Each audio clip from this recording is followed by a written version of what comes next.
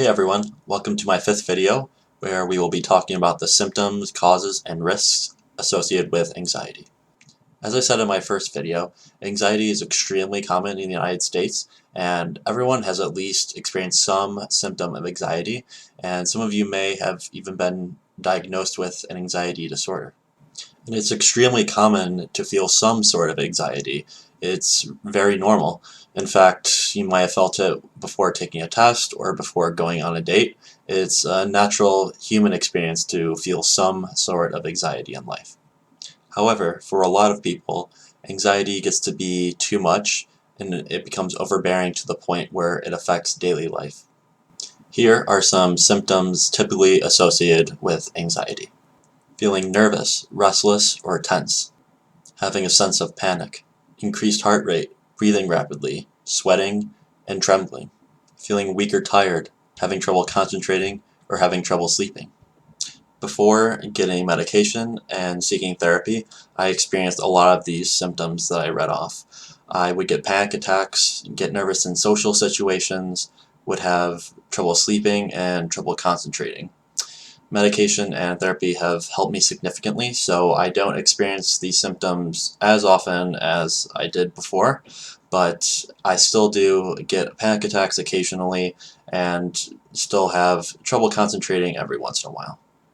There are also risk factors associated with anxiety that give you a greater chance of getting the disorder.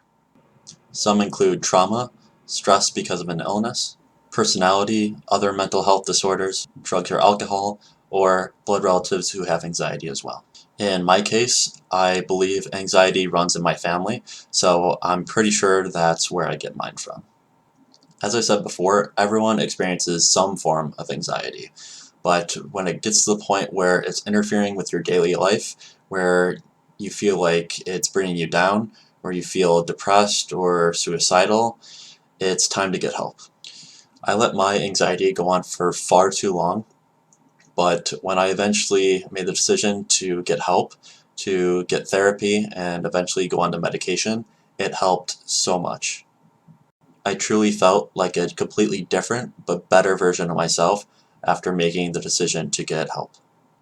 Studies show that combining therapy with medication yields the best results in people, and in my case that is true as well.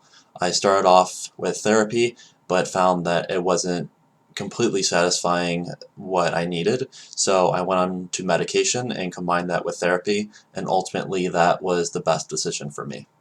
Just know that it's completely normal to get help, and actually in my opinion it shows just how strong you are for making that decision to finally get help.